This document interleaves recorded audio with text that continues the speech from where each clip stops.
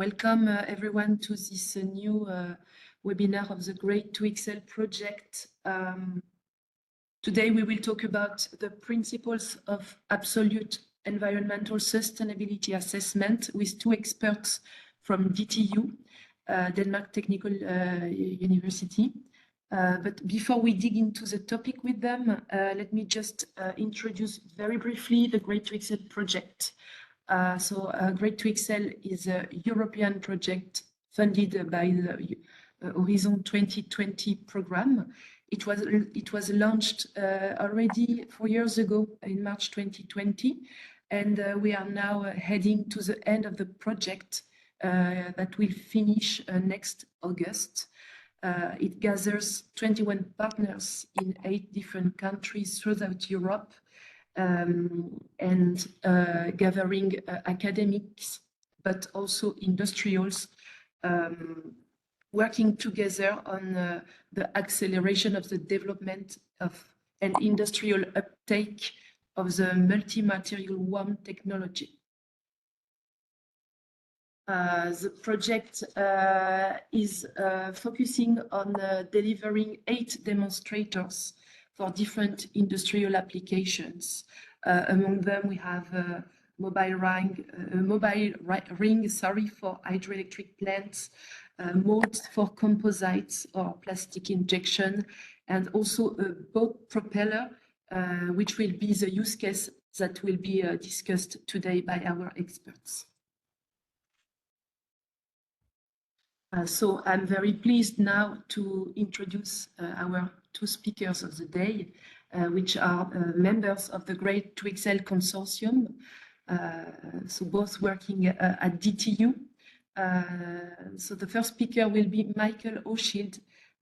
Michael is a professor in life cycle assessment at the Department of Environmental and Resource Engineering at DTU. Michael has been overall responsible for the department's life cycle engineering research activities, teaching and professional training for more than 10 years. Together with colleagues, he developed and documented one of the first full life cycle assessment methods and has since been part of the international research community on life cycle assessment. Lately, he has been mainly responsible for developing the absolute environmental sustainability assessment framework and methods, and heads the DTU Center for Absolute Sustainability. So thanks, Michael, for being here with us today. And our second speaker of the day is Stig Irving Olsen, who is Associate Professor in Sustainable Manufacturing at the Department of Environmental and Resource Engineering at DTU. His research in the past decades focused on assessment of life cycle environmental, social, and resource impacts in specific industrial applications. And use of life cycle assessment, LCA, in decision support, circular economy, sustainability assessment of emerging technologies, such as WAM. His current research focuses on application and operationalization of new methods for sustainability management, often in relation to new technologies. So now I will leave the floor to Michael for the first presentation entitled Planetary Boundaries and Absolute Environmental Sustainability Assessment. And just for information, you can leave your question in the chat and we will take the questions at the end of each presentation. Thank you. Michael, I let you share your slides. No, you don't have the micro, Michael.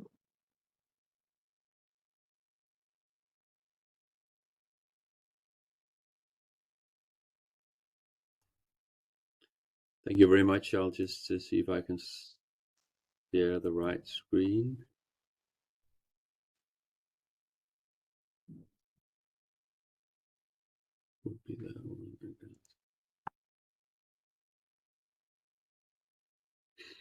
So you see my presentation now? Yes. Perfect. Good. Thank you very much for this opportunity to talk about a topic that is very close to my heart. Together with Stig Olsen, we've decided to share the presentations between us so that I will first introduce first the planetary boundaries, and then, which is a concept for absolute environmental sustainability, and then the principles of how to assess sustainability in absolute terms.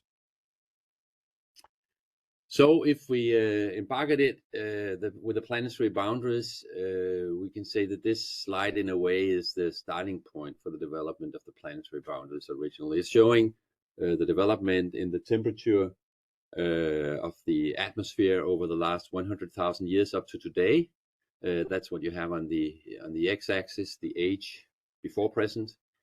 And then on the y-axis, you have the temperature at that point in time, how it was relative to today.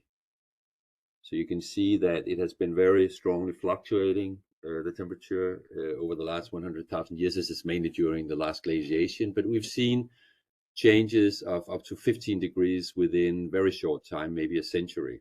And right now we're discussing whether we are at 1.2 or 1.3 degrees above pre-industrial levels. But this has been an extremely unstable climate until the onset of the Holocene, which is the geological epoch since the last glaciation, where temperatures have been remarkably constant.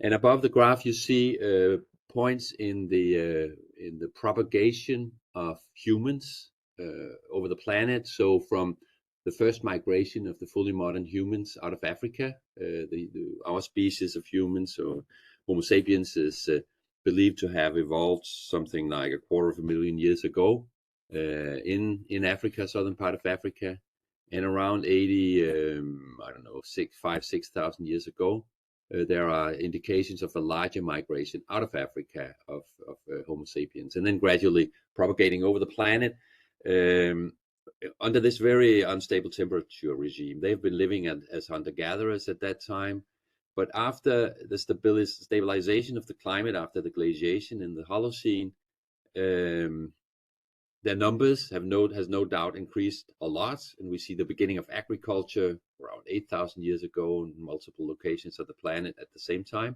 more or less.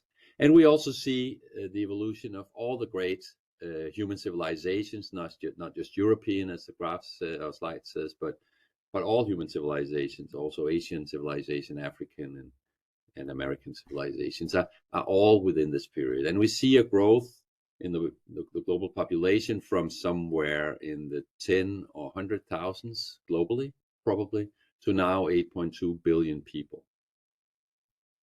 Now, if you look at a slide like this or a graph like this, you will notice that the very, very stable climate that we have now and have enjoyed during the Holocene is not a given thing. Actually, if you look at this graph, you would say the normal situation on the planet is a very unstable climate. And this is also the case much before this 100,000 years ago.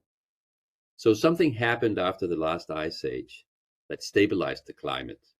And we're not completely able to explain what, but whatever it was, it is not something we want to disturb with the risk of bringing us back to what could, from this graph, seem to be the normal situation with a very fluctuating climate. You can just think about the challenges we've been facing over the last years due to 1.3, 1.4 degrees above pre-industrial levels temperature. And then imagine what it would be like with 8.2 billion people on the planet and not 100,000 hunter-gatherers just moving around and trying to escape the cold or escape the rising water or whatever. It's been very, very challenging way to live here. We don't want to disturb it, but how can we avoid that? Well, it would be nice to know what it is we shouldn't disturb, of course. And there was a group of researchers around Stockholm Resilience Center that identified 9 Earth system processes that they believe are important for this stable situation we have with the climate during the Holocene. And one of them, of course, is our pollution of the atmosphere with greenhouse gases. So that's the one that is in this spiderweb diagram called climate change. But you see there are many other processes involved, or they call them processes, I would say properties perhaps. So you have the integrity of the biosphere as super important. It's clear that a big change from the Ice Age till now is that a much larger part of the planet's surface is covered now by biosystems, or sorry, ecosystems. So you have multiple thriving ecosystems over most of the planet. So during the Ice Age, maybe 2/3 of the planet was covered by ice, and now it's maybe 10% or something like that. So there's a huge growth, a huge change, huge increase in biological activity, and this research group around Stockholm Resilience Center speculate that this is part of the explanation, and they're identifying processes that are important to keep this situation, to avoid disturbing the situation. So apart from our emission of greenhouse gases, it is also our use of land, our use of water, our manipulation of biogeochemical flows, phosphorus and nitrogen, and so forth. Novel entities at the top is the introduction of chemicals, or the disturbance of the natural level, if you like, of metals, but chemicals, plastics, things like that are not naturally in the environment and that we introduce. That's the concern there. And for each of these processes, they operated with a model where you have on the x-axis a measure of the pressure that we exert on the environment, and that is represented by a control variable. If we were talking about climate change, it could, for instance, be the concentration of CO2 in the atmosphere. So we see an increasing pressure as we move right on the x-axis. And then on a y-axis, we have a representation of the state of the environment. So how does the environment respond to our pressure? And you can see that as long as our pressure is within the green zone on this graph, there's no real response. So there's a resilience, if you like. There's an ability to adapt our pressure without really causing any major changes in the state of the environment. But there can be thresholds, and when we're talking climate change, there are indeed tipping points that have been speculated. At least we don't know. We haven't passed them yet, but models predict they are there, and we can see signs in historical data that they have been exceeded, in very early past times. And we don't want to exceed these thresholds, because when we do, you can see there's a big change. So even for a small increase in pressure, we see a big change in the state of the environment. So we're talking about tipping point for the climate, for instance, and this is the rationale behind the Paris Agreement's ambition of keeping the temperature, the human-made temperature increase not higher than 1.5 degrees above pre-industrial levels. That's to say, okay, if we manage to do that, we will probably not pass any thresholds. Now, we don't know exactly at what value of the control variable this threshold lies. There's an uncertainty around it. I think this is model predicted. And the uncertainty range is the yellowish zone that you see on the graph on the right side here. And at the lower boundary or lower level of that uncertainty range, this group of researchers define the planetary boundary. So their rationale is that as long as we do not exceed the planetary boundary, we are quite sure that we have not passed the threshold. But the moment that we move into the yellow zone, we could in principle have passed the threshold. We don't know, because we don't know exactly where it is. But of course, the higher the pressure, the more we move into the yellow zone, the larger the probability that we have passed it. And indeed, when we move into the red zone, we are quite sure we have passed that threshold. And they identify this kind of boundaries, as you can see, for all these 9 processes on the spiderweb diagram to the left, and also identify our current state. Where are we? And if we look at the historic data from the first publication on this in 2009, where 3 boundaries were crossed according to their assessments at the time, to 2015, and of course some of them there was no sign. I mean, the novel entities, for instance, they were not able to quantify. Atmospheric aerosol loading also not. Freshwater oil, these were the 2 mains that were not quantified at the time. To 2015, well, 4 boundaries are crossed, and now to 2023, a recently published paper where 6 boundaries have been crossed, and they're now able to actually quantify all of them, all 9 boundaries. You can say the development is critical, and this is the foundation of our definition of absolute sustainability. Because if you think about the definition of a sustainable development as it was proposed by the Brundtland Commission, United Nations Commission on Environment and Development back in the 1980s, A sustainable development is a development that meets the needs of the present without compromising the ability of future generations to meet their own needs. That's the focus of it, right? Meeting needs of ourselves today, but also allowing our children and their children to meet their needs. That doesn't really say anything about what needs can we expect to get met, what is needs and what is wants and so forth. So there's a lot of ambiguity in here. And what this offers is really an absolute take on saying, well, whatever the needs are, here are the constraints that we need to operate inside. We cannot allow that we exceed the planetary boundaries, consistently. We need to find ways of living that allow us to live within what is here called the safe operating space, the green zone. So we define absolute sustainability, paraphrasing the Brundtland Commission, as meeting the needs of present and future generations within the biophysical boundaries of our climate and ecosystems. It means within this safe operating space. So we take, you can say, these biophysical boundaries, which, if we don't respect them, we have the risk of runaway situations with the climate.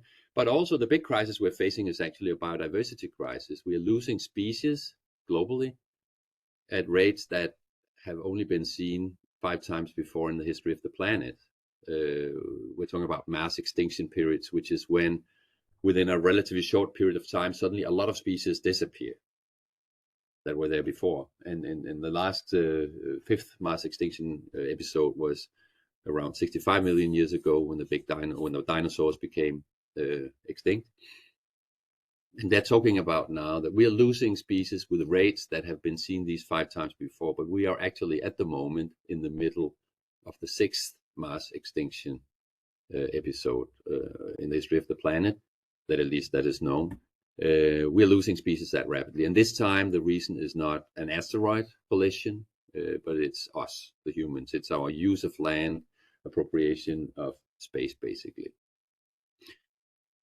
So, summarizing, you can say the planetary boundaries are examples of limits for our pressure on Earth system processes.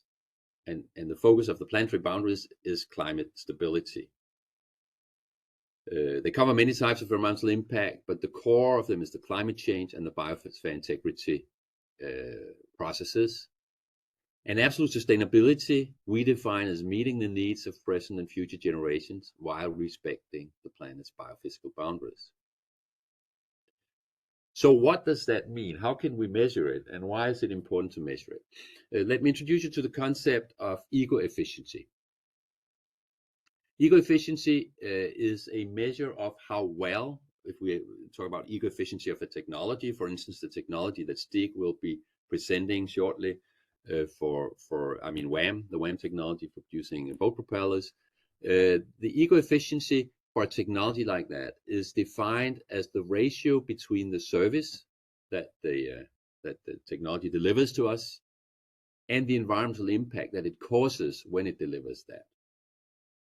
And I'd like you to ignore just the 1/T. It's not relevant in our context here. But eco-efficiency is what we need to aim for. We need to improve eco-efficiency. We need to develop technologies that allow us to meet our needs with much, much lower environmental impact, as we just saw. We are exceeding boundaries in many locations. We need to do it better.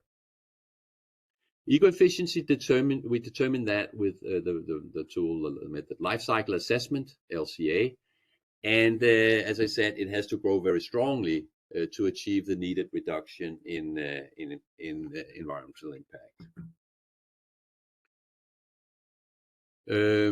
Now, life cycle assessment supports assessments of eco-efficiency. Do we, by using WAM, achieve our function to produce a boat propeller, for instance, with less environmental impact, more eco-efficiency than if we use the conventional casting and grinding and so forth, or turning. Same or higher functionality with less environmental impact. So on a scale from higher to lower impact, do we move in this direction? So is it more sustainable than the alternative?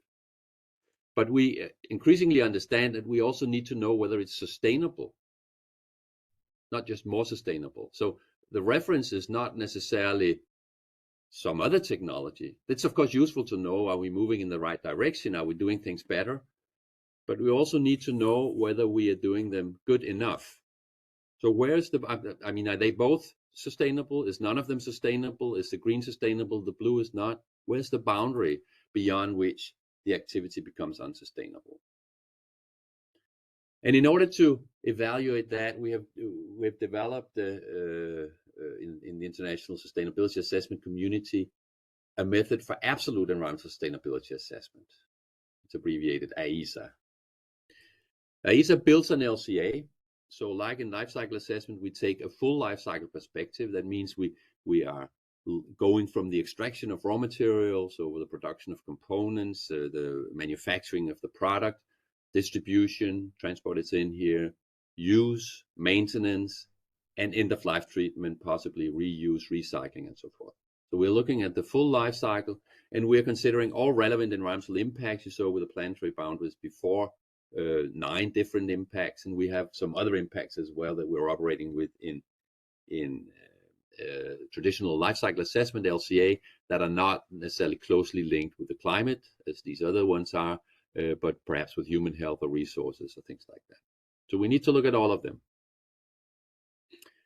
And then what we do is we identify the biophysical boundaries and we determine the safe operating space. So in the example with the planetary boundaries, the green, how large is that? What is the size of the safe operating space?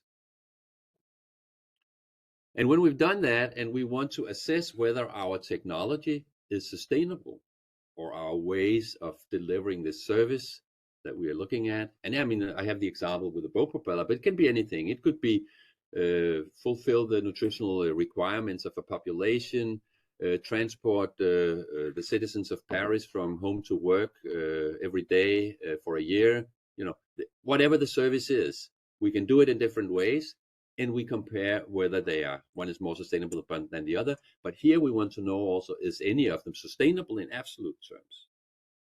And sustainable in absolute terms means that it performs the service with an impact that lies within its share of the safe operating space, because we need to find out how large a share of the safe operating space, of the green space here, belongs to our service.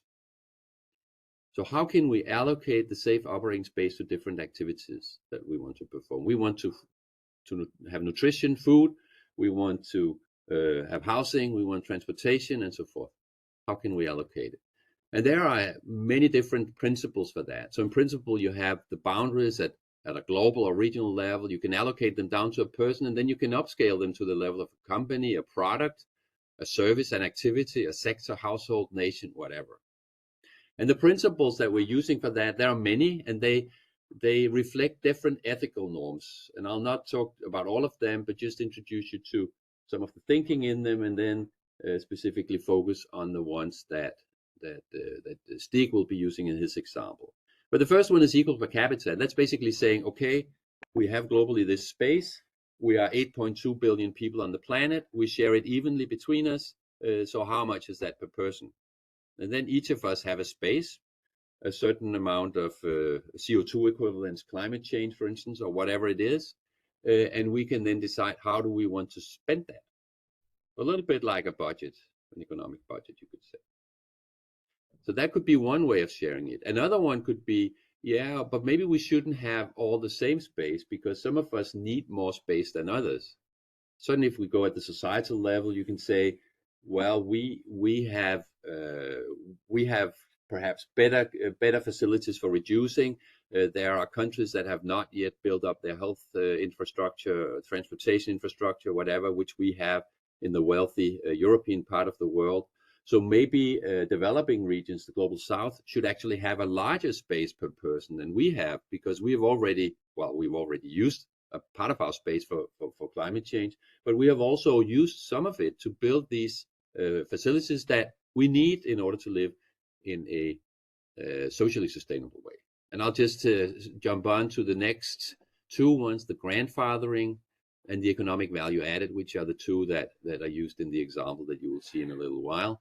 Grandfathering is where you assign share proportionally to the environmental impact that the activity has in a reference year. So if a certain activity, let's say cement production, has a share of the total pollution, so the total climate change, let's say 1% comes from cement production globally, then it means that cement production gets 1% of the space, also the reduced space. So when everybody needs to reduce by 50% in 2030, the cement factory still has 1% in 2030 of the total space, but of course a reduced space. So the grandfathering here means that you get a space that is proportional to your share in the problem today. This is actually used in one of these absolute sustainability assessment approaches that are out there. The science-based targets, as you may have heard about it, it's where companies commit themselves to reducing their impacts according to the Paris Agreement, and their grandfathering is used to determine what is the space that each company has. Another approach is economic value added, where you assign a space according to the activity's share in the total economy. So if this activity, let's say cement production again, if cement production is 2% of the global economy, cement production gets 2% of the space. Okay, these were two principles, and these are the ones you'll see used in the next example. So let me just summarize here. When you perform an AESA, an Absolute Environmental Sustainability Assessment, you first identify where are the biophysical boundaries that we need to respect in order to avoid risking runaway situations in climate or biodiversity. And then based on that, how big is the safe operating space? And then you determine how you allocate the safe operating space to different activities, and particularly to the activity that you are studying. And then you calculate the impact profile of your activity using life cycle assessment. So how big are the impacts actually?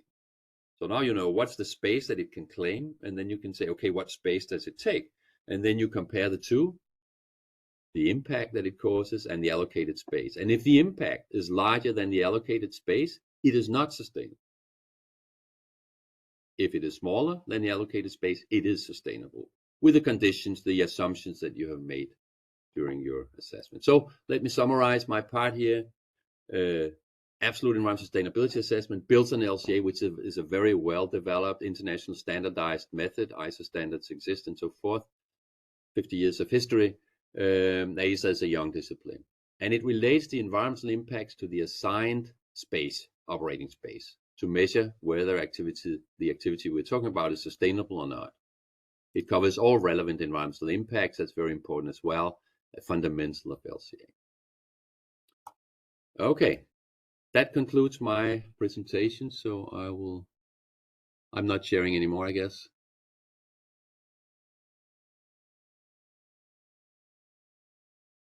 And I'll be happy to take any questions that may have come up. Lucy, you have the comments, but you were muted. Yeah, I was. Yeah, sorry, I realized I was muted. Yeah, thanks, Michael, for the very, very excellent presentation and introduction to the concept of absolute sustainability and of the methodology of AESA. For the participants, if you have any questions for Michael, you can just either speak or put them in the chat. Or you can also ask your questions at the very end of the webinar, and maybe we go on with Stig with your particular use case of the bot propeller. Stig, I let you share your screen. Yes.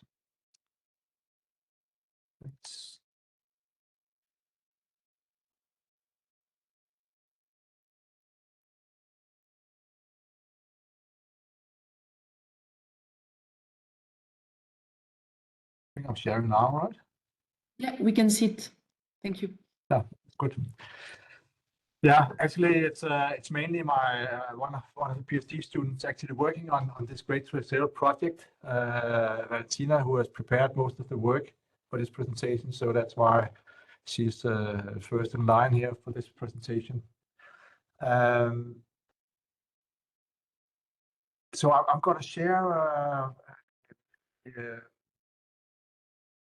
a specific application of this absolute environmental absolute sustainability assessment, absolute environmental sustainability assessment for a boat propeller, which is one of the demonstrators, as Lucy just said, for this Grade2XL project. The boat propeller is produced by man. And just to put it into context, we have a manufacturing sector where we have a huge carbon footprint, and the steel is very much part of that actually. Let's see, they have about 25% of the industrial carbon emissions are related to steel production. And what can WAM contribute here, or wire arc additive manufacturing? Well, a lot of contribution from steel is, of course, by the production of steel, because just in the process, by coking with or by processing with coke, we get emissions of carbon dioxide, but also in the processing of the steel into different products, we can have a lot of emissions here. So wire arc additive manufacturing can contribute by using less steel, making say the products more lean, optimize the weight of the products, etc. So by this 3D printing. So we have some potentials for using WAM in the to reduce here. So the original thought with this study was actually to investigate how wire arc additive manufacturing combined with circular economy strategies influence flow and sustainability of primary and secondary materials used for product fabrication. What I'll be more precisely about in this presentation is how these methods and strategies can contribute to absolute sustainability, if they can at all. So when you look at what are we doing here, we're going to have some goal and scope definition and inventory. We're going to do a lifetime impact assessment related to the planetary boundaries, and then a little bit of interpretation. But I will not do this dynamic material flow analysis, which has been part of the study originally. So the functional unit for this study was actually the yearly global use of marine propellers for average fishing vessels, so up to 25 meters. So that's a medium-size fishing vessel. And as you can see here in this, the scope of the, we have the temporal scope 2050 to 2050, 2015 to 2050, and we assume that there will be a substitution of the traditional casting of the propellers will be substituted by wire arc additive manufacturing by a rate of 1.26% per year from 2027 to 2050. So a kind of a gradual increase of the use of wire arc additive manufacturing. And as you can see here, we have the blue ones related to wire arc additive manufacturing. So we have some Inconel, which is a very hard surface layer, the stainless steel. We have a core steel, which is then coated by Inconel, and we have the boat propeller produced by this WAM. That is compared to the traditional way of producing, where we just cast copper alloy and use it for a boat propeller.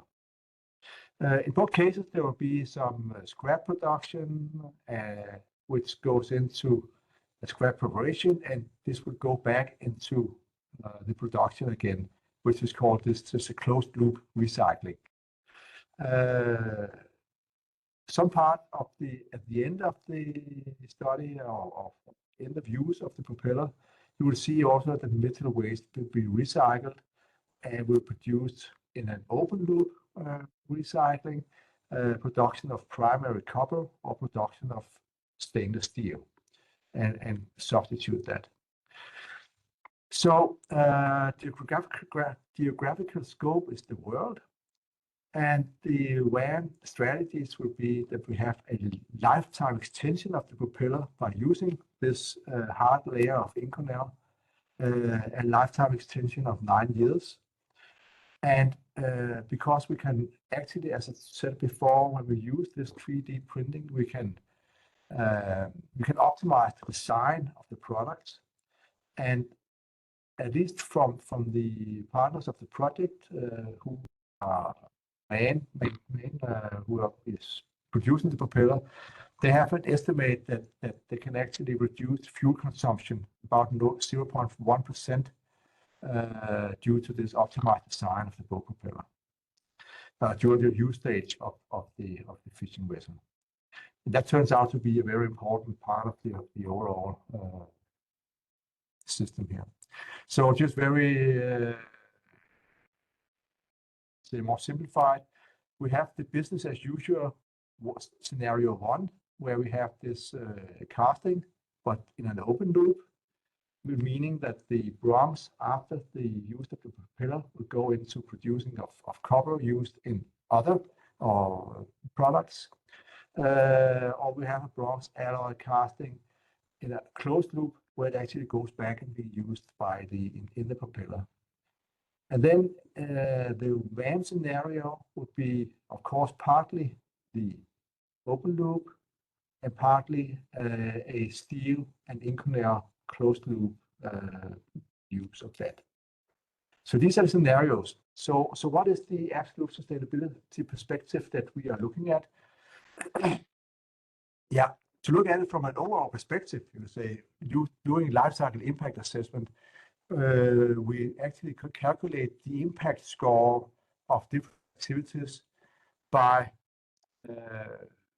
summing up the mass flow of a specific substance and multiplying it by the characterization factor of that substance. Meaning that, for example, taking the example of carbon dioxide equivalents, we will have a characterization factor here would be 1 for carbon dioxide, but methane, which is about 25 times more potent climate gas than carbon dioxide, would have a characterization factor of 25. So this is how we normally do this in life cycle impact assessment. So what we are looking at when we talk about the absolute sustainability perspective would be the planetary boundaries. And the planetary boundaries for climate change has been calculated by 2 different ways. One is the concentration of carbon dioxide in ppm, carbon dioxide per year kilogram. And we have an energy imbalance of CO2, which is the watt per square meter per year per kilogram.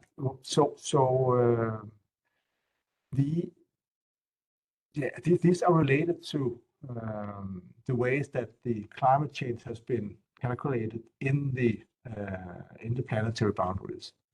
So we go down to how do we actually then downscale the safe operating space?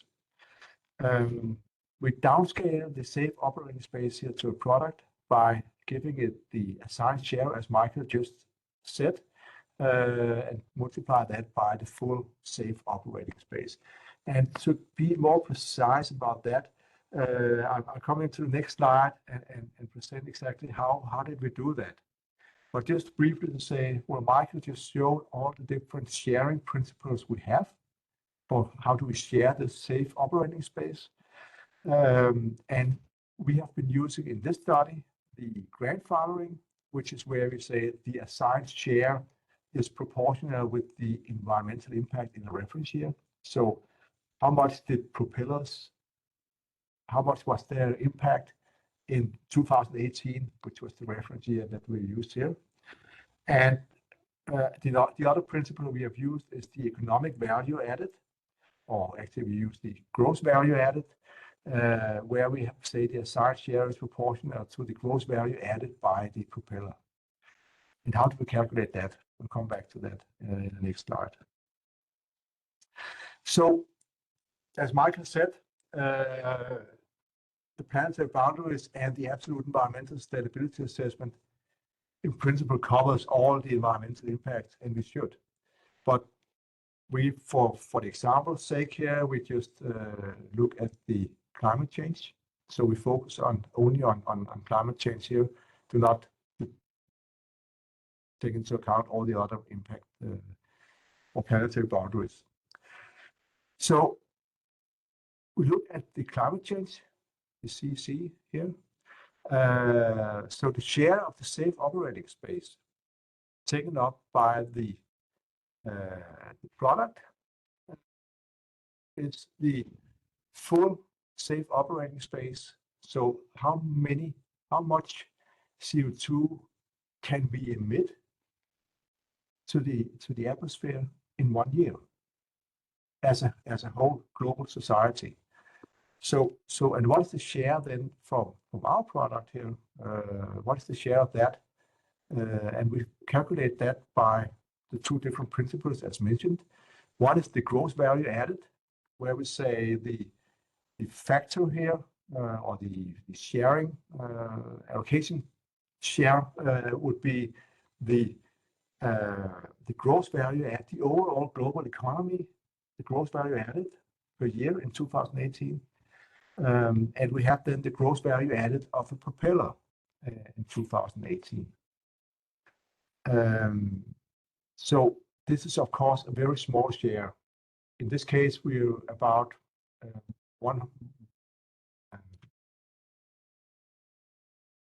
10 to the minus fifth would be the share here, of which makes sense that it should, of course, propellers to make up a very small part of the overall gross value added in the global economy. The other principle being used here is the grandfathering, where we put in the allocation or the share here would be the impact of our propeller in a given year on climate change divided by the overall impact on climate change in the world in 2018. And this is per kilogram of propeller. We have, or per ton of propeller, this has been calculated. So you can say the occupied share of the safe operating space here by the propeller is calculated by the impact score times the flows, which were calculated now by this dynamic mass flow analysis, divided by the share of the safe operating space calculated here. I don't know if this makes sense, but you can ask questions afterwards. So, but how does this look then for our propellers? We have here is the grandfathering. So looking at how much, if we look at how much impact does it have already, and give it corresponding to that, we see that the use stage up here transgressed the planetary boundaries already from the beginning. And it's the use phase of both all the scenarios we have been looking at. It's being transgressed here. But if we only look at and that's part of the use phase, right? So that's the fuel used mainly the fuel used to drive the fishing vessels, which is responsible for this up here.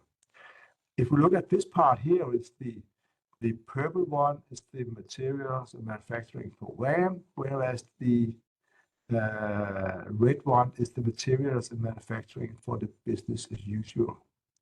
And they are overlying each other actually. So we see that for the materials and manufacturing part, the WAM actually is a little bit worse than the business as usual. And we will see that they would transgress the planetary boundary in about 2037 or something like that. Okay, So we did some sensitivity scenarios with propulsive efficiency and RAM with the gross value added. And so if we look at the gross value added here, we can see that if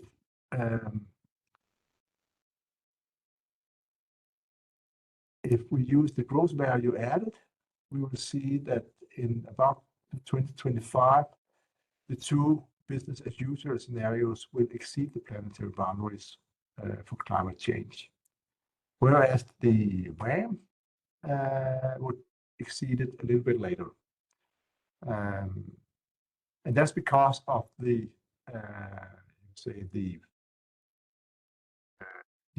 extra efficiency of propulsion by the optimized design of the propeller.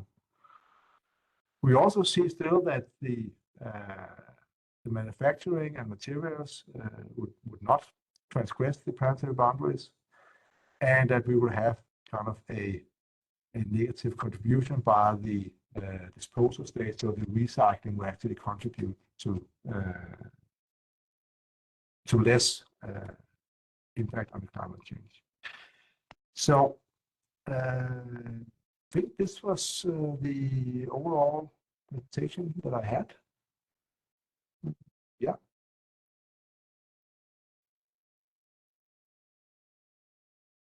Thanks a lot, Stig. Thanks a lot. This is a very complex topic, but extremely interesting. I don't know if any of the participants has a question either for Stig or for Michael. I don't see any question in the chat.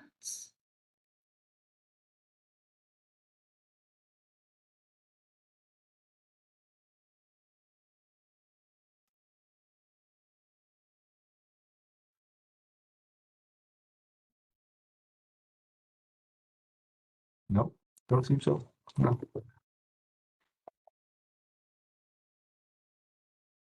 So in that case, we may. Someone wants to say something? No.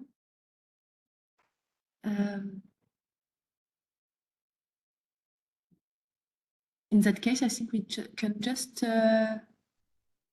conclude. I will have just a few updates to share.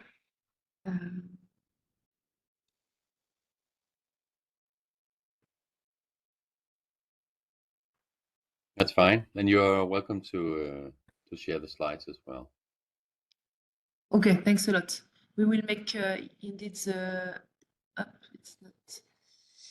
I will make the replay available as well. I wanted to share. Sorry, my final slides just to announce a couple of events.